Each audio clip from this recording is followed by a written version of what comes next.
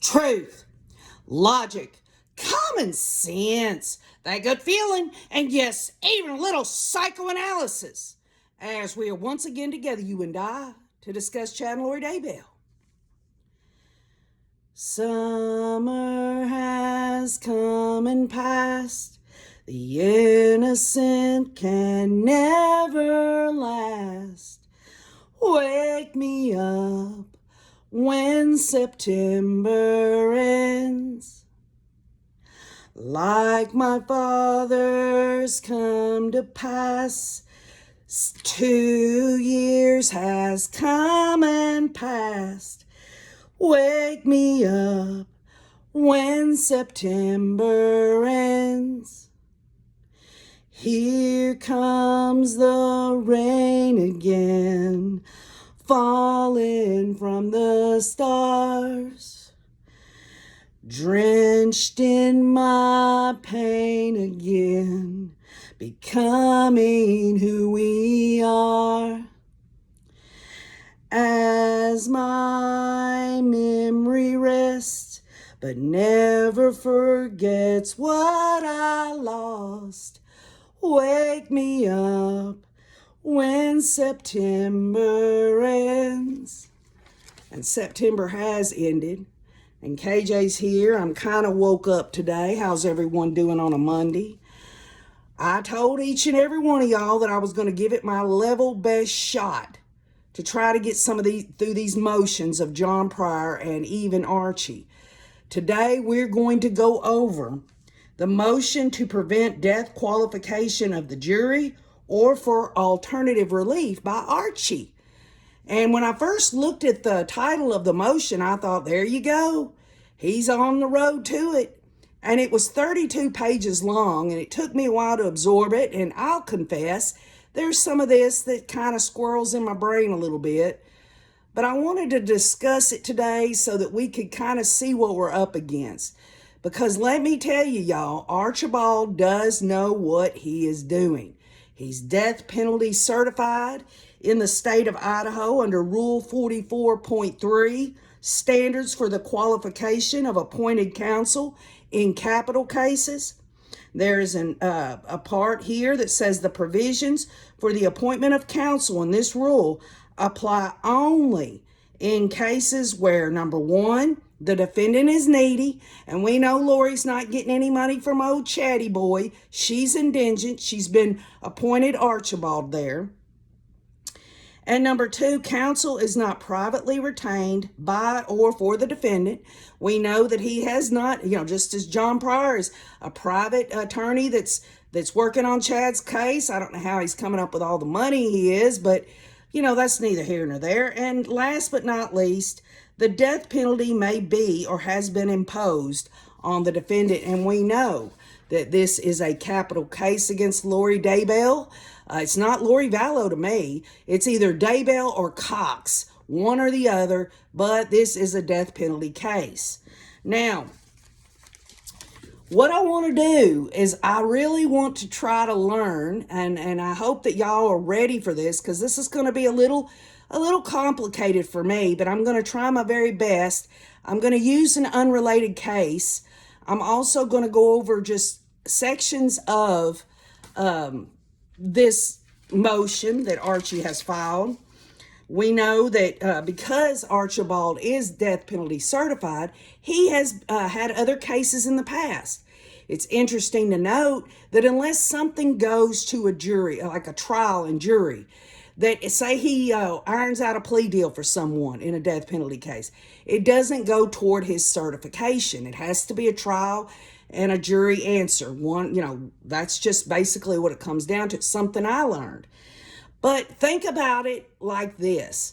Whenever he has to put these motions together, and specifically when it comes to appeals issues, he has to think ahead. He has to look at it. Now, many of y'all have said that maybe this is his idea of trying to get plea negotiations started. Well, as I look through this 32 pages, there's not a mention at all about plea agreements in it. This is just another little piece of puzzle that Archie's putting together so he can go down the road on it.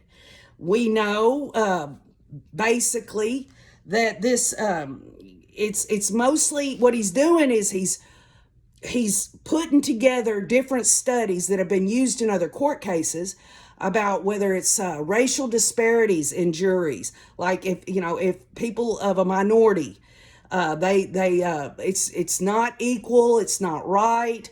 Then he goes on to talk about gender, like females and males, and that males are more prone to give the death penalty out. So we know that this is the lens in which he's going in this motion. This is not all that Archibald's going to do. He's just laying this out here. But I wanted to know, I was like, okay, what is it that he really wants? Well, if you look, and I will post on the community wall his whole motion so that you can look through it yourself. He has proposed alternative procedures in this case in light of the constitutional infirmities inherent in death qualifications. And this is what Archibald wants. I'm going to whittle all this down for y'all, okay? Because what he's doing is he's attacking the voir dire process. He's also attacking just having one jury. But let's just go through this. You'll understand what I'm talking about. Bear with me, because I promise you, if you'll really think and try to help me along in this, just think about it, then perhaps we will see when we get to this unrelated case what OKJ's speaking of here. But under this section on page 32, it says, the defendant moves this court to adopt at least one of the following alternatives. Now remember, they've got this case over there, going to be held the trial in Boise, Idaho there in Ada County. They haven't even got to voir dire yet. So he's trying to do this slow and easy, but he's going to put it in there nonetheless. A, prevent any death qualification of the jury in this case, and in fact, mandate life qualification.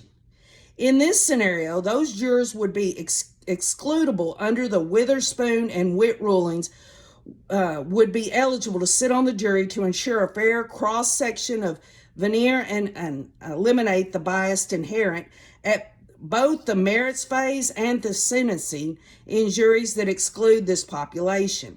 Additionally, those jurors would automatically vote for the death penalty would be removed for causes as mandatory death sentences are per se unconstitutional. And what he's wanting there is he wants they would be excludable if under a certain case, the Witherspoon and Witt rulings, they would be eligible to sit on a jury to ensure a fair cross-section and eliminate the biases. Remember, I told you, he's talking about minorities. He's talking about genders and such.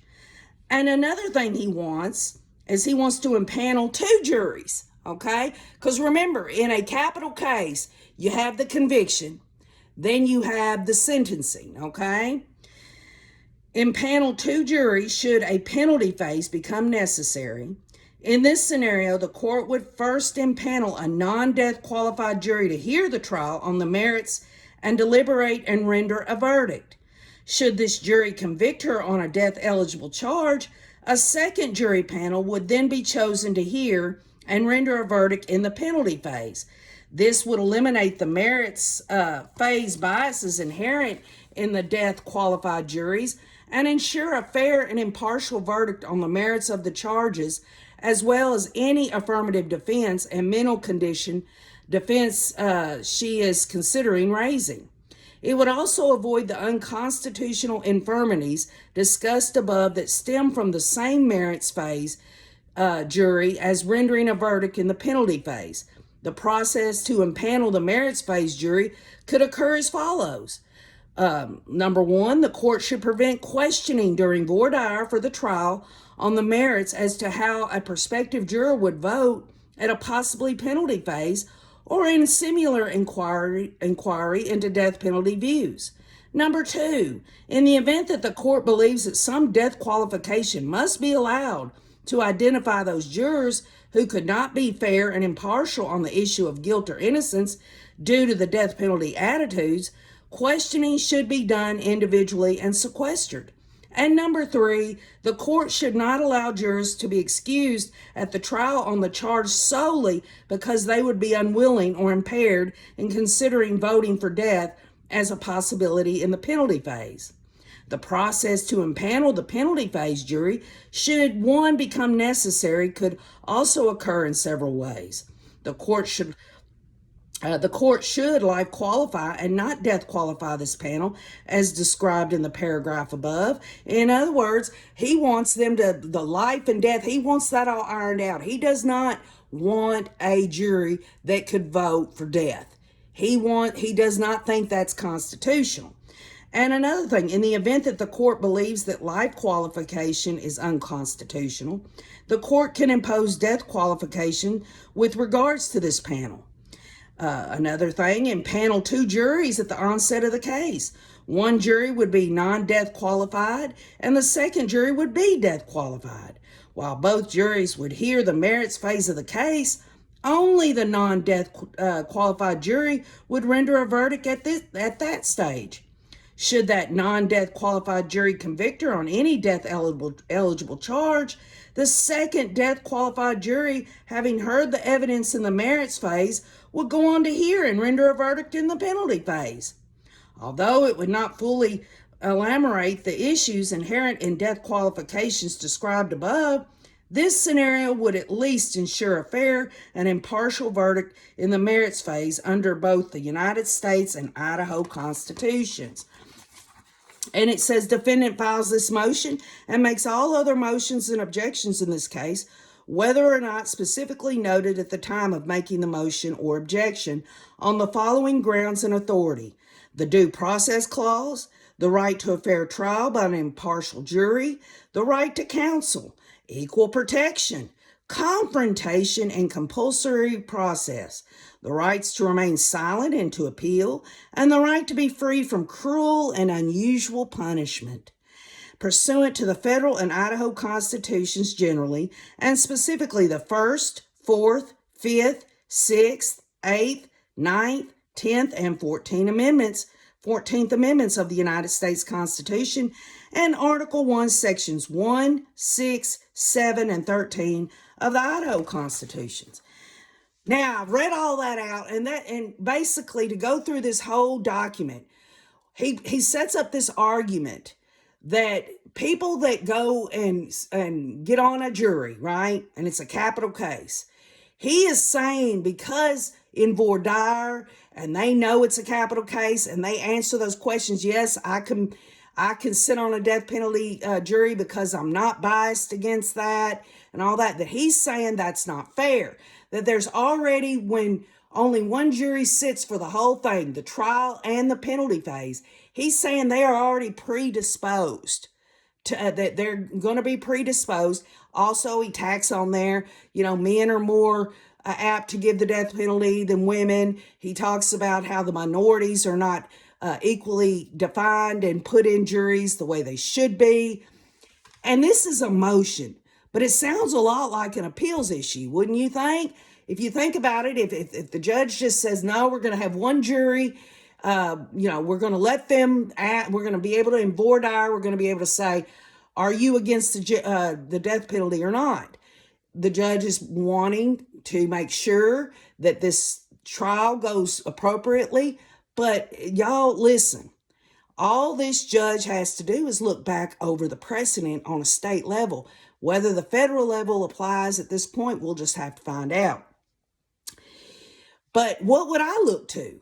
What would I look to say, well, Archibald is saying that there's these alternatives and he's trying to set it up. Well, if we're going to have to do this, if we're going to have to go down this road, here are some options, Judge Boyce. Get 2 juries in there. Make sure that during voir dire that they're not focused in on whether or not they believe in the death penalty or not. And if that's the case, you do a life qualification in the trial so that it keeps the bias off of the whole trial.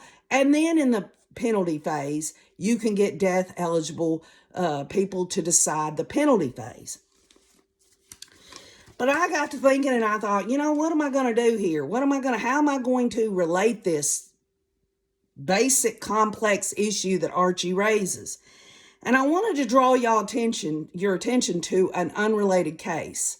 Okay, early in the morning, of February 10th of 1992, residents of Seneca Street in Boise awoke to the sounds of blaring fire trucks and police sirens. Part of a duplex on the corner of 5 Mile Road was surrounded in flames and billowing clouds of smoke. Robin Lee Rowe, husband, Randy, and Rowe's 2 children, Tabitha, age 8, and Joshua, age 10, were found dead inside the home of carbon monoxide poisoning, according to Associated Press archives. Robin Rowe was not at the residence at the time, but rather staying at a friend's house. She had awoken her friend she was staying with, Joan McHugh, saying something was wrong at her house. When the two arrived at the duplex, Rowe was told her family had perished. Fire investigators later said they believed someone intentionally set the fire. The flames were exacerbated by petroleum. The breaker for the smoke detectors in the home were turned off, and a fan was running, which was believed to have circulated the smoke throughout the house. Vaughn Killian, who was Ada County Sheriff at the time, told the press that year that he would be charging Robin Rowe with arson and homicide after an investigation that set their sights on her past. Killian said that Rowe lost another child in 1980 in what he described as a suspicious fire in California, and an infant who possibly died of sudden infant death syndrome. A shelter Rowe worked at was also partially destroyed by a fire when she was working there, but investigators could not confirm that she was involved. While Rowe was being held in the Ada County Jail after being charged with homicide and arson, investigators said she began making phone calls to her friend McHugh, which were then recorded. In the trial, investigators said they discovered Rowe had taken out life insurance policies on her family 3 weeks before their deaths, which raised eyebrows. This was probably the most premeditated, in some ways premeditated for gain murders I've ever seen, said the sheriff. A federal judge who later dismissed one of Rowe's appeals noted that there was plenty of overwhelming and powerful circumstantial evidence in the homicides of the 3 family members. When Rowe was sentenced to die in 1993, Judge Alan Schwartzman called her the embodiment of a cold-blooded, pitiless slayer. Now, why is KJ bringing her up? Because we know that her state appeals ran out in 2011. But it's very interesting. Here last June of 2022, she has now gone on to file some more appeals. Rowe and her attorneys filed a post-conviction petition at the state level on June 29th of 2022, requesting she get an evidentiary hearing and a vacated death sentence that was handed down by her by a judge in December of 1993. Rowe has tried for 3 decades to seek some sort of change in her sentence. A 4th post-conviction relief attempt was denied in 2008. Her newly filed petition is based on a recent U.S. Supreme Court ruling and what her defense says is ineffectiveness of counsel from failure to bring forth evidence of a brain issue. Now, the reasons they filed, Rowe's defense is reasoning that because of a recent U.S. Supreme Court ruling, Shem versus Ramirez, it is now appropriate and timely to set the clock running for a new state post-conviction claim. The U.S. Supreme Court's decision in May of this year held that federal courts should be confined by the evidence from prior state proceedings, regardless of whether the prisoner had the representation of an effective or ineffective lawyer for trial or post-conviction appeals. If certain claims of ineffective counsel are not developed in state court first, federal courts can no longer address them. The Supreme Court held in the 6-3 decision. Justice Clarence Thomas wrote for the majority. Now think about that. The Supreme Court on a federal level, okay, they're saying that they can't do this anymore. Certain claims though of ineffective counsel are not developed in state court first, federal courts can no longer address them. So you think about that. If you're thinking about all these times we talked about, Mark Means, and then we talk about Archie and John Pryor and all them, and whether or not there's ineffective counsel there, we're getting a little ways in this so we can see something down the road. The prosecution in Roe's murder trial painted her as cold, merciless killer, but she was actually brain damaged and had many issues with decision making, her defense said in a 93-page petition for post-conviction relief. And remember, y'all remember Chad is supposed to have had something wrong with his brain? I'd say there's something wrong with his whole damn body and everything about him. He's an evil sling blade mug is what he is. The brain damage that the defense says Roe has had since birth, getting worse with time, was not brought up by any of her defense counsels during trial, even though her attorneys at the time knew about the neurological issues, the petition said. Roe has used this defense before in her appeals to the state, which were denied by the Idaho Supreme Court. So stop and think about that. When we talk about stare decisis, we're talking about precedent, what judges look to, whether it is a district court, whether it's an appeals court, whether it's the Supreme Court on a state level. They look at these past rulings. And folks, this is the only woman sitting on death row right now. This woman has been through a capital case. The specifics of all the allegations and how her defense attorneys handled it might be different, and surely are different, than how Archibald's going to handle it. Obviously, Archie's looking in his motion to change around things so that there isn't just one jury, and even if there is one jury, he wants it to be where there's not going to be any questions in voir dire about being death penalty qualified. He doesn't want that. He thinks that predisposes someone. Let's see. However, she can bring up these same claims in a post-conviction petition for relief, which is not limited to a previous court record like appeals are. Essentially, this petition, following the recent decision of the U.S. Supreme Court, is establishing claims in a lower court first, so it can be later discussed in a federal proceeding. After a U.S. Supreme Court ruling, petitioners have 42 days to file their claims. The clock begins ticking on May 23rd of 2022. Now, the claims are that Roe's defense says she is pursuing this claim based on ineffective counsel, not on innocence, because her defense failed to bring forth mitigation evidence of a brain problem there and tumultuous childhood. In the petition, defenders say that Roe had difficulties in her family as a child. Her father drank, verbally abused his children, and committed many thefts. And Roe was sexually abused by her grandfather, it said. She wet the bed until her early teen years, was picked on at school, witnessed abuse between her family members, and was embarrassed of her parents' unclean and unkempt house. Counsel failed to visit or send anyone to visit the town where Miss Roe grew up, or to investigate the circumstances of that town, the petition said. The petition states that Roe has lived in a congenital brain damage, which was made worse by her disruptive childhood. A computer tomography scan was conducted in 1993, which the defense said indicated brain damage. They claimed it was confirmed by more imaging in 2001 and 2016. Miss Roe's cerebellum can be clearly seen with large gaps in brain tissue in the parietal region and between the cortex and the perimeter of the skull, it said, and that the cerebellum looks like a shrunken broccoli and that it is remarkably abnormal.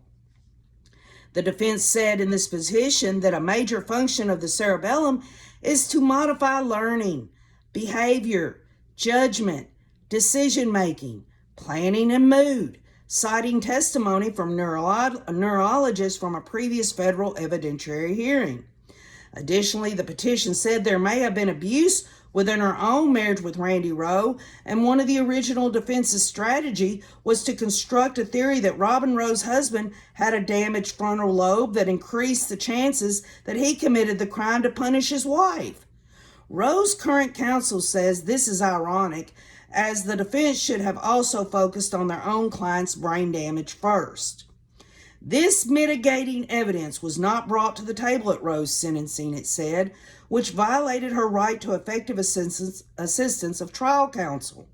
The petition stated that her attorneys at the time were made aware of Rowe's brain scans and family history, and if they had presented this information during sentencing, there would have been a reasonable probability of a life sentence. Given the gravity of the death penalty case, there is a heightened obligation to pursue mitigation evidence during sentencing, the documents say, and no one investigated further. Detectives and specialists hardly looked into Rowe's past, her attorney claimed, and failed to present it in a meaningful way. They also claimed the specialists that were introduced were hardly qualified as experts in relation to Rowe's history. Additionally, they said there is no evidence that further neuropsychiatric evaluations occurred as recommended. Now, why am I giving you all this? I'm giving you all this because this woman sits on death row. She has, it shows quite clearly that they have brought this out on several occasions. And I was like, well, okay, well, they're saying that this was something they should have brought up in mitigation, but then it goes on to talk about how many times that they actually did bring it up.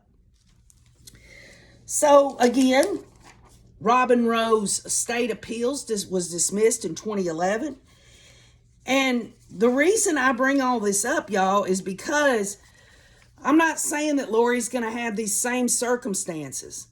I do believe that Chad is at some point going to have this issue. If he gets convicted and sent off to death row, there's going to be an issue there about his brain damage or whatever that he got. From what we understand, I think somebody had brought it up. But I wanted to, before I go into these different aspects of Archie's motion to prevent death qualification of the jury or alternative relief, I wanted to explain to you how they came to all this, because Robin Rowe is a template of a woman who got the death penalty and how all that worked. The specifics of her case are different than Lori's. But if you'll look past that to see how this all works, you might gain a better understanding of how the state and the federal appeals issues go. Again, let me say, she's already appealed something else. This is decades. She's been on death row for many, many, many years, but she's not given up yet. But here it is, and I've shortened it, and I hope you'll listen, because as I speak of Robin Rowe's appeals processes, you think about Archie already putting a motion down about he thinks it's unconstitutional that there's not more than one jury, one for the trial, one for the penalty phase. He talks about the gender issues that, of course, men are more prone. I think Nate Eaton had touched on that, and I looked through it and I'm like, yep, Nate's right about it. He's putting all this in there so that it can be looked back on. And so when she does start her appeals, when she does get convicted, because I believe she will, you'll see, let's just go through this with Robin Rowe's appeals issues. And in your mind think, okay, we're going to get to some point where nobody's going to want to talk about it. After conviction, there'll be appeals out the yin-yang, okay?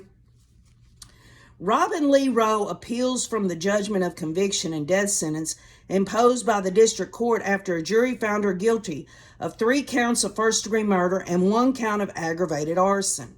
Rowe also appeals from the district court's order denying her petition for post-conviction relief. In addition, this case is subject to mandatory review as required by Idaho Code. Now, this comes back to the automatic appeals. As part of Idaho's code, when it comes to appealing after a conviction, These things are automatically done. This isn't just a defense attorney tapping on the court's shoulder saying, hey, we want to appeal this. No, these are steps that the actual Idaho courts have to do. Roe presents the following issues, and these are the issues that her appeals attorney is talking about. If you'll stop, even though they might be different than Lori's, you'll see that they will themselves sit down with everything that's ever been filed in Lori's case, and they'll say, okay, what can we look to? Just as Archie could have brought this issue out about death penalty qualifications and stuff in this motion, he could have come at it in any direction he wanted. He focused in on gender and the jury, the way the jury was going to do all this, whether it was penalty phase, whether it was just going to be one jury, two juries, the alternatives. He's laying them out there. In my view, because he's given all these different scenarios that the judge could implement, when she gets convicted, he'll say, well, there were a lot of options here, and he didn't pick the right one. Does that make sense? But this was Robin Roe's issues on appeal. Number one, whether the district court erred in finding the statutory aggravating circumstances in its decision to impose the death penalty. Remember the aggravating factors for to kill for money would be a danger to society. Remember those aggravating factors that John Pryor and the defense teams there, they wanted that grand jury indictment remanded back to separate the aggravating factors from the actual case. This is what Robin Roe's issue is, that they erred in finding. They're saying, we didn't find any aggravating factors. This is what they're going to present on appeal. Number two, whether the district court correctly weighed all mitigating circumstances against the statutory aggravator found to support the imposition of the death penalty. And what that is you've got the mitigating factors that would help Robin Roe. Then you got the aggravating factors. And what her appeal is saying is those were not equally mitigated and aggravated. Those things were not equal. They were done wrong. That's what they're stating, right? Number three, whether the court's instruction given to the jury at trial correctly defined the concept of reasonable doubt. So remember when we talk about in a death penalty case, or any case really, they have jury instructions. And so this will be another thing that these defense attorneys have to look to, and the appeals attorneys down the road after conviction. They're going to look at those jury instructions and they're going to say, well, that instruction right there, that was not right. That was not fair. That was unconstitutional or whatever. 4, whether the district court erred in denying Roe's request for an ex parte procedure for the approval of expert assistance in the post-conviction action. So this is another thing. Remember, she appealed stuff, and during those appeals, she wanted an ex parte. She wanted a hearing separate from everything to bring in expert assistance, the approval of expert assistance in post-conviction action. Well, that was denied. They weren't going to let her have it. They're saying that's wrong. You should let her have that ex parte. 5, whether the district court erred in denying Roe's request for a continuance of her post-conviction hearing. Okay, there you go. After she was convicted, the court erred in that, according to what Roe's appeals attorney is saying there, for continuance. The court denied it. So that's another thing they're putting in there. Whether that's right or wrong, she still sits in jail. So here we go. Another thing, whether Roe's trial counsel was deficient in the presentation and argument of a motion to suppress statements made by Roe to Joan McHugh. And Joan McHugh was the one that investigators, after the fire and all that, was a friend of Roe's, the one that Robin Roe was staying with, got her to record phone calls while Robin Roe was in jail. So they're saying that Roe's trial counsel was deficient in the presentation and argument of a motion to suppress. They didn't want her friend, Robin Roe's friends, those recordings or anything like that, admitted that the defense attorneys should have worked harder on that to get those out. That's what they're saying. And finally, whether Roe's trial counsel was deficient in the preparation and presentation of mitigation evidence in the capital sentencing proceedings. And this goes back to what I said a little while ago here. They feel like that she should win this appeal because her defense attorneys at her trial didn't go back to her hometown and really do a really good, exhaustive search and mitigating packet there that would help her to have a heavier mitigation than the aggravating factor. And on top of it all, they say that was outweighed, that the aggravating factors were it was just not balancing out at all. So you think about this woman who sits on death row, and you think about what they're to this day trying to do to get her death sentence taken away and just life in prison. That's what they're trying to do at this point. This has been going on since the 90s. And this year, they're doing another thing. So this basically tells us what we already know, and that is if and when, and I believe Lori will get convicted. Now, whether or not she gets the death penalty or not, I don't know. I know if she does get the death penalty, that's a whole new slew of appeals issues if you're sent to death row than if you are put in life in prison. And so that is one reason, in my view, that Archie wants to have these juries at voir dire. What he wants for the trial is someone, they're not even going to ask the question of death penalty. Do you believe in death penalty or not? He wants one that would be more apt to do life in prison. And then in the penalty phase, if they wanted to do it where she gets convicted, then they could talk about, do you believe in the death penalty or not, to one of these prospective jurors. So this motion to prevent death qualification of the jury or for alternative relief, again, this is 30-something pages long. There's just a few things I want to go over. Again, I will put this on the community wall. I want to just go through this, touch some points on this, and then I'll give my closing observations or whatever you want to call it.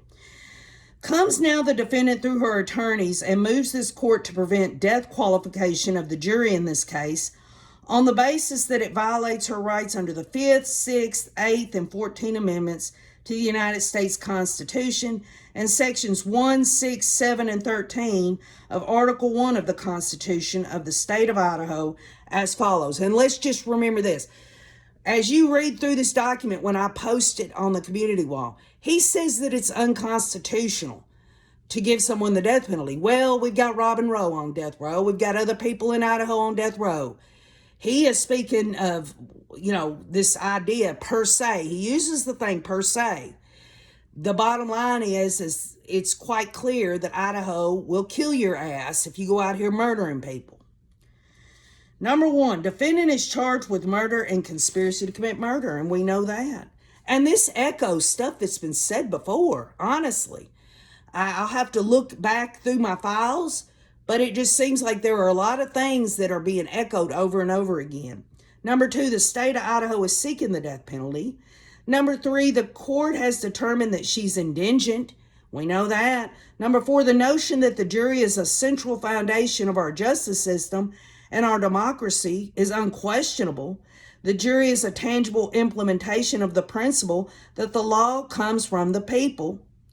Number five, empirical research has demonstrated that the systematic exclusion of jurors who have a moral objection to the death penalty results in capital juries that tend to be whiter, more conservative, more male, more sexist, more conviction prone, more death prone, and more biased against defendants.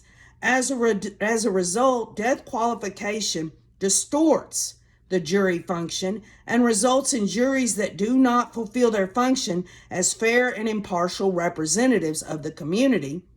Thus, death qualification violates her right to a fair trial by an impartial jury protected by the 5th, 6, 14 amendments, and Article 1, Section 1, 7, and 13 of the Idaho Constitution, as well as her right to be free from cruel and unusual punishment protected by the 8th Amendment and Article 1, Section 6 of the Idaho Constitution. Now, what he does later on in this motion is he gives some studies that have been used in other court cases and some studies that he himself has researched. But for every study that he gives, there's always going to be some other study out here that will go and be the opposite of that.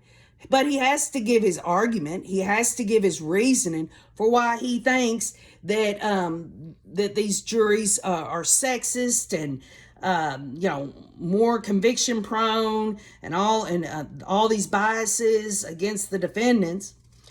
The practice of death qualification is inconsistent with the framers' original intent and understanding of the nature and scope of a criminal jury as embodied in the Sixth Amendment.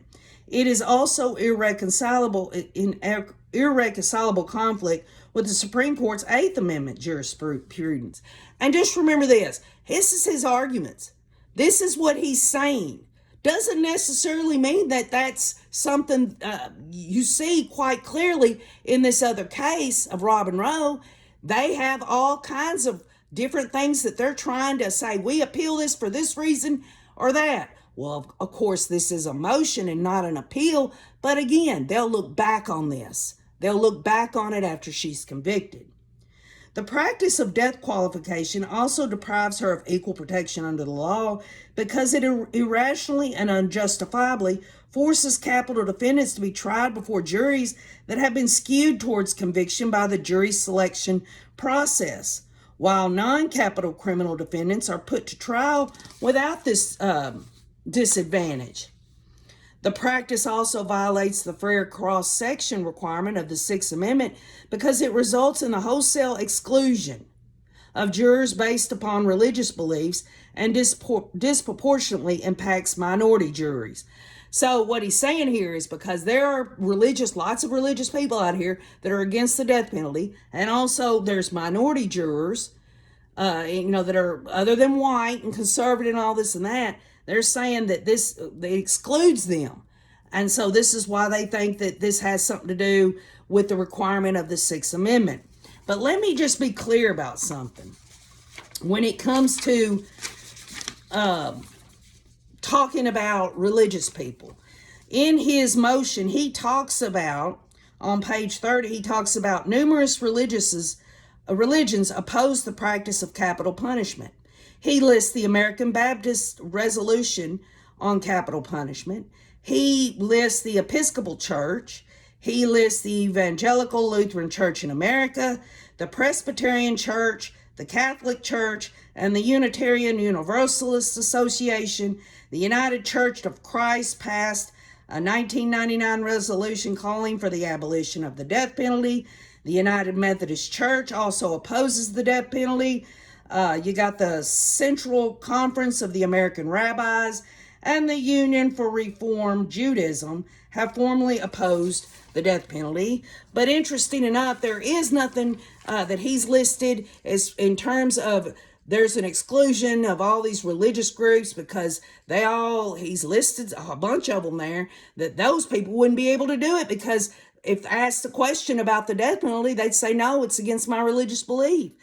But guess what? The Church of Jesus Christ of Latter-day Saints regards the question of whether and in what circumstances the state should impose capital punishment as a matter to be decided solely by the prescribed processes of civil law.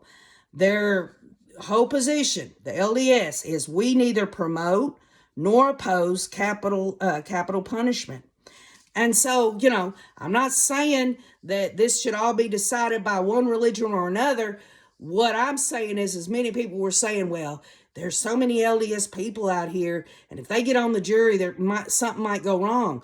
Well, there are other religions too where people are just absolutely, totally against it. They don't. LDS does not support, and they do not oppose. I guess the real question is if you look at Chad and Lori's belief system, whatever the hell that is, does Chad Daybell and Lori Daybell, do they oppose the death penalty?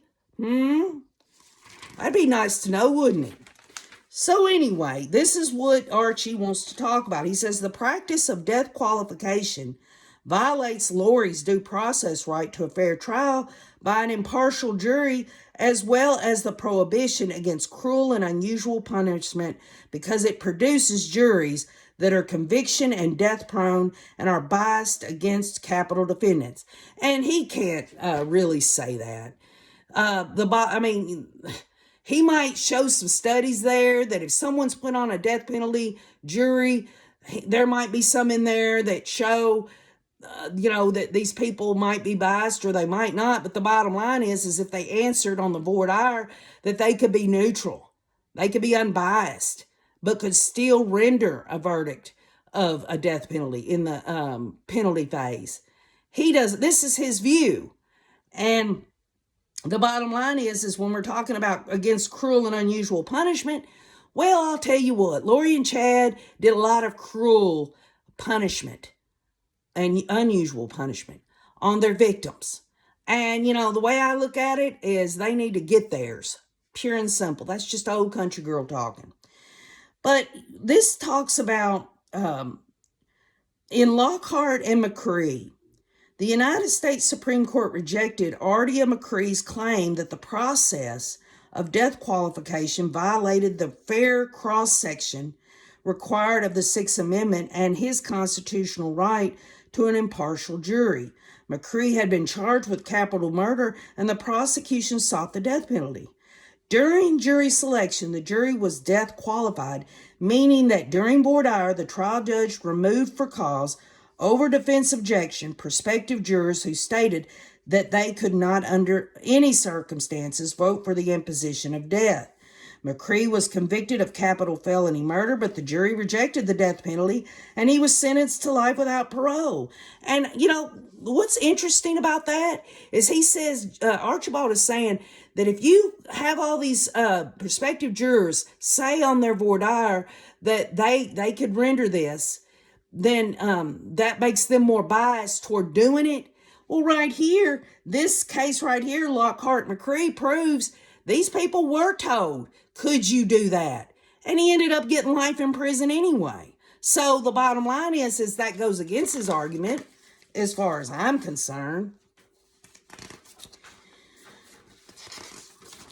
Then we have death qualified jurors are more conviction prone. This is the section that he wants to bring out in his motion.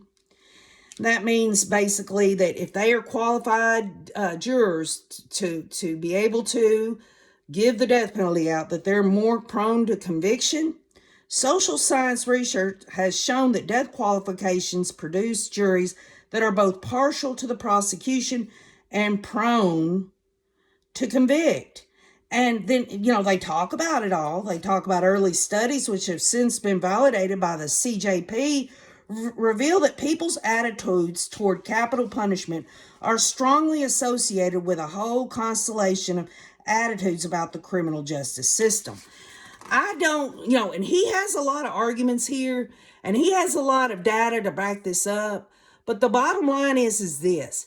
Can they, when they go into Ada County, can they get one jury to decide the conviction and the penalty phase?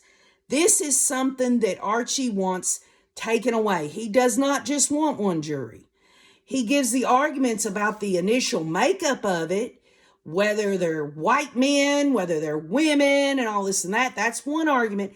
Then he talks about, because there's a minority there, those people are not adequately representative of the community. He is all over the place on this. But then again, he's got a client. He's got a client that is fixing to have to go to trial and could get the death penalty. He goes through this whole thing. He talks about, in conclusion, a fair trial is a fair tribunal. It is a basic requirement of due process. Over 50 years ago, the Supreme Court held that it is in its quest for a jury capable of imposing the death penalty, the state violates due process if it produces a jury uncommonly willing to condemn a man to die.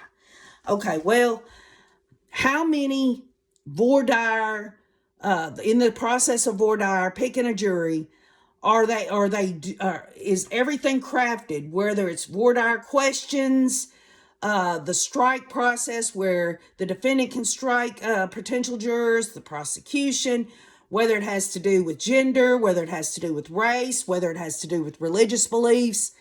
The bottom line is Idaho's saying quite clearly, we don't want you to craft any kind of voir dire questions, or in that process of picking a jury, we don't want you to pick them prone to giving out the death penalty.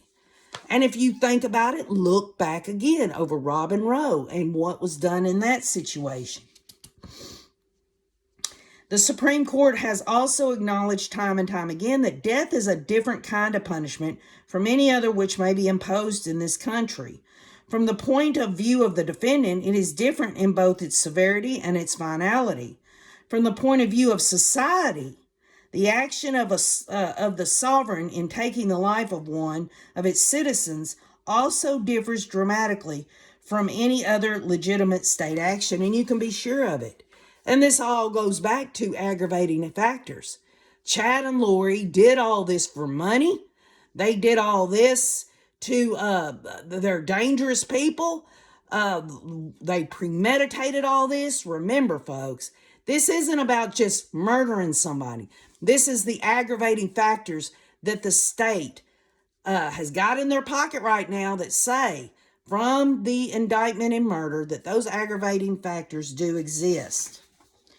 Death qualification is a practice that violates the original 10th of the Sixth Amendment's right to a jury trial and is also irreconcilable conflict with the Supreme Court's modern day Eighth Amendment jurisprudence. And what they mean by that is the Supreme Court's modern death qualification jurisprudence rests on the assumption that jurors are properly limited solely to finding a fact and must be able to follow the law. It talks about it is entirely possible, of course, that even a juror who believes that capital punishment should never be inflicted and who is irrecoverably committed to its abolition could nonetheless subordinate his personal views to what he perceived to be his duty to abide by oath as a juror and to obey the law of the state. So this is saying, Archie's saying, well, you know, these people might be against, if you're asking them for voir dire, if you're asking them, do you believe in the death penalty? And they say, I'm against it. Well, he's saying, according to what they would have to do, which is to follow the law, that if they followed the laws of the state of Idaho, it could lead them to the death penalty being instituted. And he feels like because that road there, through Idaho law, through jury instructions, through all these other mechanisms, whether it's picking a jury and it's a woman, it's a minority person, it's a religious person or not, that it's skewed toward giving the death penalty. Well, folks, I don't know about that. I don't really have an opinion about that. But I will say this, they don't have death penalty cases all the damn time. This is some serious shit. And so maybe from the statistical data and all that, they see that if the state of Idaho is going to go for death penalty qualification, they've got the goods and they see quite clearly the aggravating factors and how evil and diabolical these people are and how much of a danger to society they are.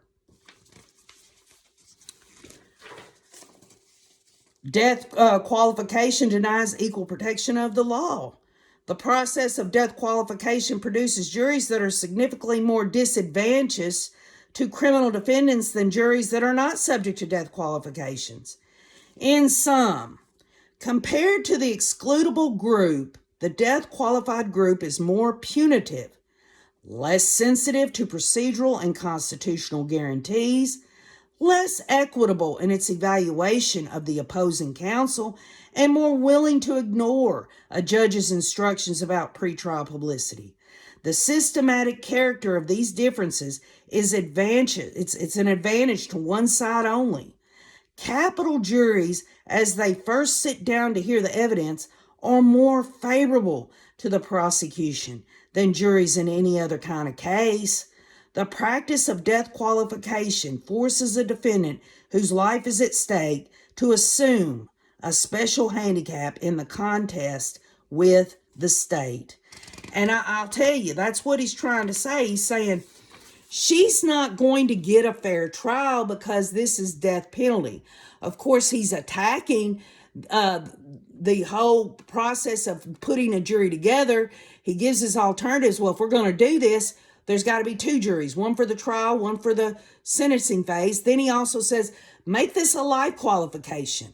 She'll get a fair trial with that. But if you tack this death qualification on it, she's not. And in his view, he feels like these people are already biased because they have been picked to sit on a jury in a death penalty case.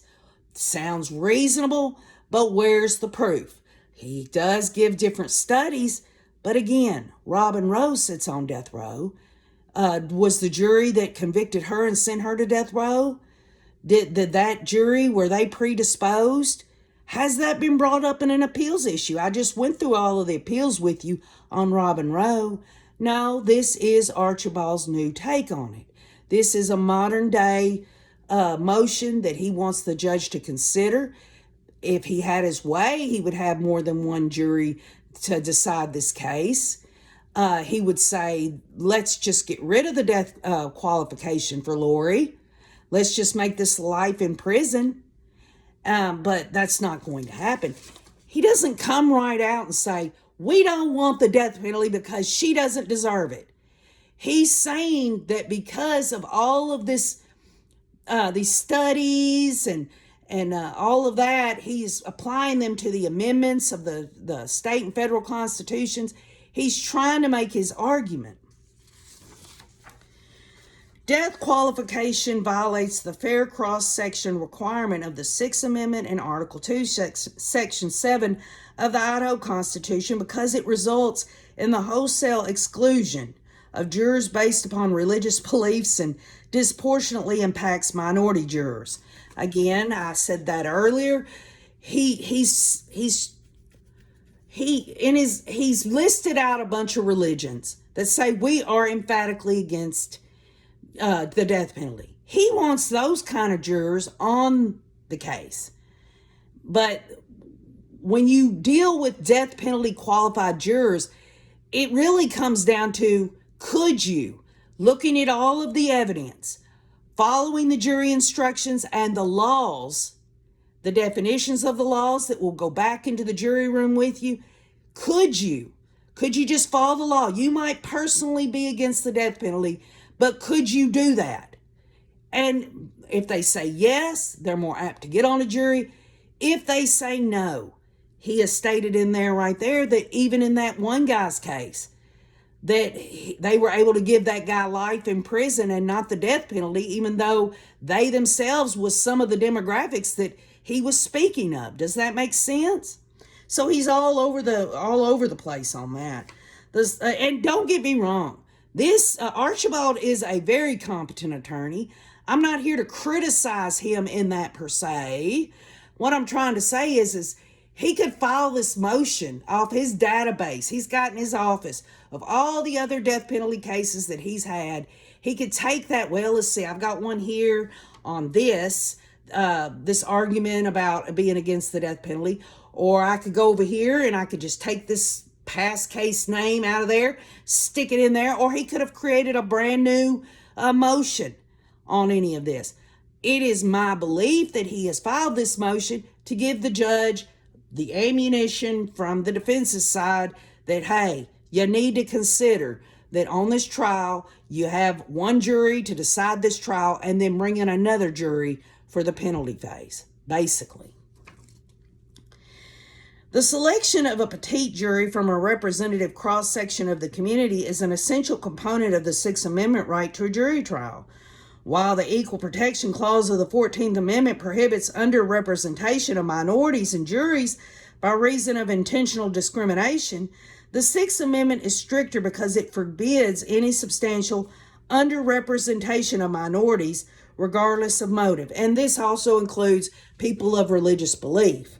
And this is what he's bringing out. He says a defendant establishes a prima facie violation of the fair cross-section requirement by showing, 1, that the group alleged to be excluded is a distinctive group in the community, and 2, that the representation of this group in veneers from which juries are selected is not fair and reasonable in relation to the number of such persons in the community, and 3, that this underrepresentation is due to systematic exclusion of the group in the jury selection process. And he's talking about people that are not, they're going to say, I'm not for the death penalty. And he knows that in terms of religion, there's going to be a lot of people that's going to be left out. But what he fails to bring into the conversation in all this, and could be the state's response in this specific area, is that they've done a change of venue. They've gone to a larger population of people. So this argument that there's this small amount of people just because they say, hey, I personally don't really, I don't support or oppose, say like an LDS member, that's their official position, or anyone of any demographic, any race, any religious belief that can say, I don't support, I don't oppose, but I could render a death penalty conviction, or someone who says, yeah, I believe in the death penalty. What he's saying is that those people are just a small section of a wider amount of people that need to be included, and those wider amount of people need to be people that are totally against the death penalty, that does not want to have anything to do with that. And his argument really is take the death penalty qualification out of the scenario when going through voir dire. Don't even ask them that question. Let's do this for the trial. And then when the penalty phase arises, which does specifically entail death penalty, that's when you pick another jury and go through that process. But folks, if the judge gave into that and said, okay, Archie, we're going to do it your way, these alternatives that you've given us, that doesn't mean that at the time they do it, giving Archie his way, that when they get to the sentencing phase, that he doesn't file another motion saying, no, this isn't fair. This is just another section here of people that are prone to, white males, conservatives, things of that sort. It's an ongoing thing. It's a fight that Archie's having. He wants this voir dire process to not even have death penalty qualifications. And folks, let me tell you what. If any case deserves death penalty qualification, Chad Daybell and Lori Daybell deserve this. The acts that they committed, that the state alleges, and I believe they can prove, show every one of those aggravating factors. Every one of them. A grand jury came to that conclusion to indict them for murder. And we're talking about multiple victims, just as Robin Rowe. They couldn't prove some of her past acts, the deaths that just so happened to happen at the YMCA with the fire, the fact that another child had died in a fire, and here she is doing this, and then they catch her on recordings and all this. She was premeditated, Robin Rowe was. But she continues to fight her death penalty conviction to get life in prison. She's not trying to get out right now. She just doesn't want to be sent to death. She doesn't want to be put to death. And the bottom line is that you have to look back throughout her case to see that at some point down the road, when Lori's convicted, whether Archie stays on that or not, or whether another attorney takes over her appeals, they're going to come up with different things. And at some point, they're going to say, well, the judge erred in not making the jury into two juries, one for the penalty phase and one for the trial. Perhaps that's one. And then, of course, the Idaho Supreme Court will look at it and say, no, they did that right. And then it'll go to the federal level, where y'all know and I know on a federal, the federal courts there, they really lean into this gender and this, the demographic of white, conservative, and all this and that. They're more apt to look at that. And maybe down the road, they will say that Archie was right on that, in that motion. I don't know. But if it does happen, it doesn't mean that she's going to walk out of jail. It just means that if she gets a death penalty conviction, that it'll be automatically into a life sentence. We'll just have to wait and see. Now, I know all this was a bunch of legal mumbo jumbo, but the bottom line and the conclusion of all this is these motions that the defense attorneys are filing before the trial, it's par for the course. They're going to come up and scratch their head.